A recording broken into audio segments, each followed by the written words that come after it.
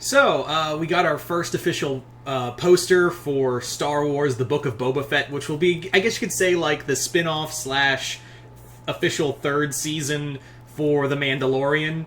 And I just thought it'd be kind of fun to sit here and talk about one thing that Star Wars is known for, and everyone goes, "Oh my god, it's so great, that was so groundbreaking, oh my god, just give Kevin Feige and Dave Filoni all the fucking stuff, and fuck Kathleen Kennedy, cause we're so fucking stupid." Can you tell I have a love-hate relationship with Star Wars and its fan base? Now, I do love The Mandalorian. I really do. I want to preface before I go any further. I love The Mandalorian.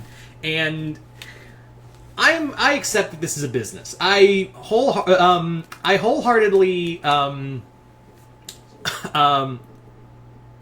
accept that this is a business.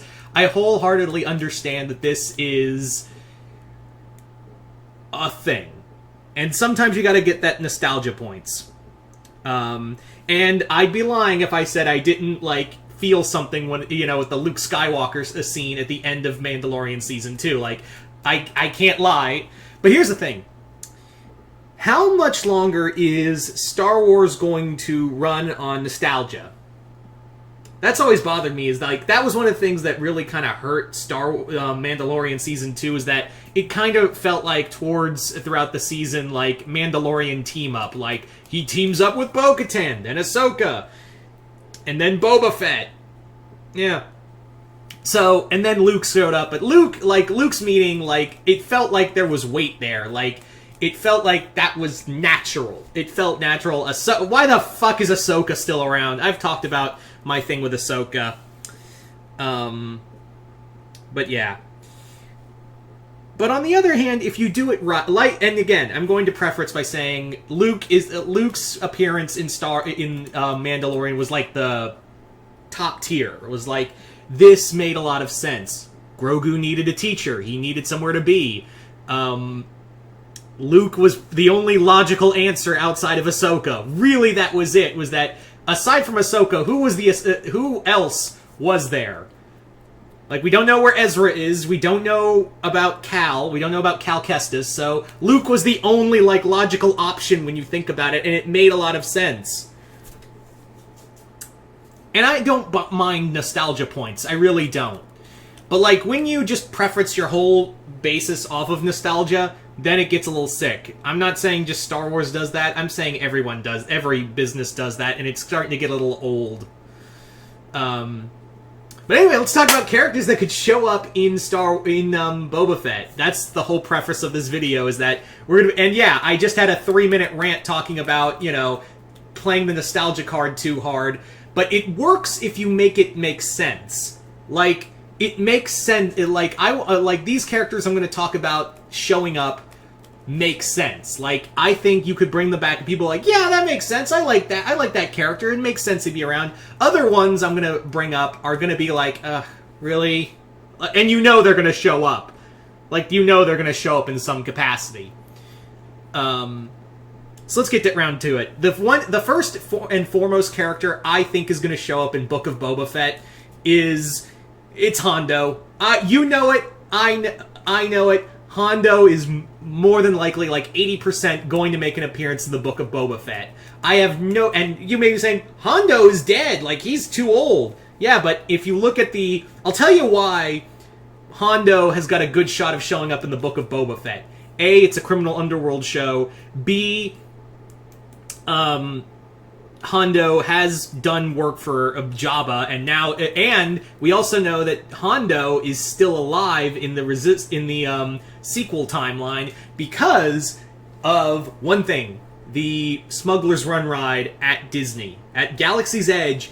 It is there, and Hondo is there in that timeline. He's still alive. So yes, Hondo, and they do want to say that Galaxy's Edge is in the continuity, so it's canon. A Star Wars land is canon. Yeah, whatever. So yeah, Hondo. Also, it's Dave Filoni. He'll show up. You know it. I know it. I was shocked when I didn't see fucking Hondo but then again, EA didn't have it. Filoni didn't have anything to do with EA, so I'm surprised he didn't. I'm actually not shocked now that I think about that he didn't show up. But with Filoni and Favreau, basically playing the nostalgia cards, Hondo is more than likely going to make an appearance in the show. Now, I will say that the live-action scenes in Smuggler's Run, not excluding the animatronic, does look good of Hondo, and they'll probably have... And anytime Jim Cummings gets to have any kind of work, I'm always happy. So, at one hand, I'd be annoyed, but on the other hand, I'd be like, if you make it work like Hondo, it like does a job with Boba, and then goes on his merry way, fine, I'll take it. But the other place, I think, if not here, he'll show up. You definitely know he's going to show up in Ahsoka. You are, I have no doubt in my mind that Hondo, if he doesn't show up in the Book of Boba Fett, he will more than likely show up in the Ahsoka spinoff and have those two characters run into each other again. So, there you go. Now, another character I think a lot of us are expecting to see in here is Dengar. Of course, Dengar has been synonymous with Boba Fett. And let's just throw in all the bounty hunters. 4-LOM, IG-88. We know IG-88 in the sequel timeline died at some point, because we see his body in, again, going back to Galaxy's Edge, IG-88's body is displayed in one of the shops. And it is canon, so maybe they'll explain how he died here. 4-LOM, Zukas, Bosk. I especially want to see Bosk because Bosk and Boba are like bros. So I'm really expecting to see Bosk and Dengar here. Above all else, the two bounty hunters that would make the most sense to really make an appearance here would be Bosk and Dengar. Zukas and 4-LOM, more than likely because Filoni and Favreau will more than likely pull that nostalgia, pull the nostalgia card again. Now, one character, there is another character I want to speak up about, and I think she's going to show up in canon very soon, and this might be the place to have it. And above all else, this would make the most sense. This is a character that has become a fan favorite. This is a character we've been waiting to see in live action for the longest time, and that is Dr. Aphra. Aphra makes the most sense out of any character. If you were to play any kind of nostalgia card, Aphra would not only be, not really a nostalgia card, but holy crap, it's that character. Kind of like how a lot of the diehard Star Wars fans were like, oh shit, Cobb Vanth, because a lot of people forgot that Cobb Vanth actually showed up in prior continuity. He was actually in Star Wars Aftermath. That's actually where he came from. He didn't come from Mandalorian. He actually came from the Aftermath novels. So there's a book character being transitioned over there to live action. It's very much like when Darth Bane made his canon appearance in Clone Wars. So yeah, we have Bane. We had Cobb Vanth. We've got a few other, and of course Thrawn. Of course, someone was going to say, but what about Thrawn? Yeah, I know Thrawn came back into canon officially became canon in the books to Star Wars continuity in the new continuity. I just butchered that sentence, you know what I mean. But I think Aphra has basically become the biggest character from the comics.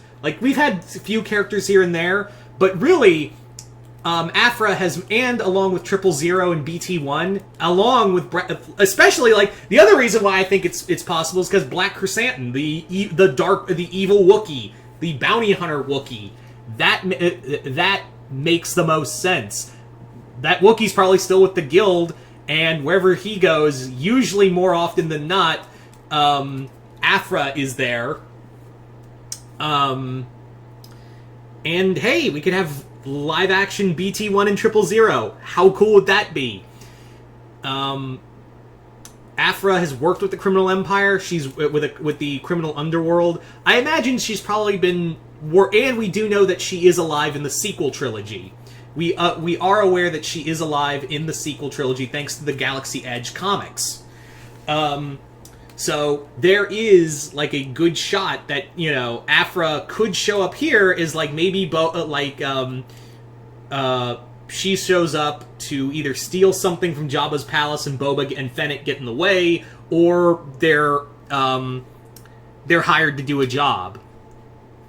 So there is, I think, above all else, if you were to ask me what character I would love to see, if I was to pick any Star Wars character to show up in Book of Boba Fett, which character would that be? It'd be Afra, first and foremost. Afra and her crew, and then followed by, and I think this is more likely, is that we're going to see, like, the rest of the crew, of the bounty hunters. We're more than likely going to see Dengar, Bosk, Forlom, Zukas, IG-88. We're more than likely going to see the old crew back together. If they'll all live, that's a different question. That's a different answer all entirely.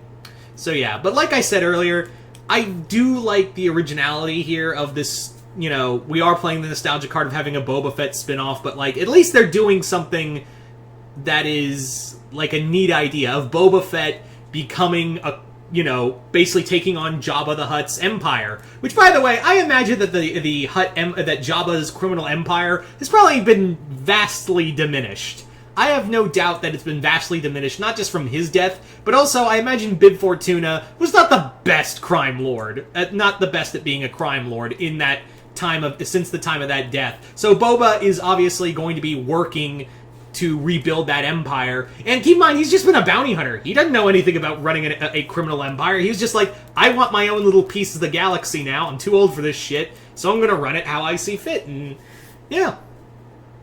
And again, you have... I also am curious if they're going to put Kenja Club or the Guarvian Death Gangs in here too, or they're going to shy more away from the sequel stuff.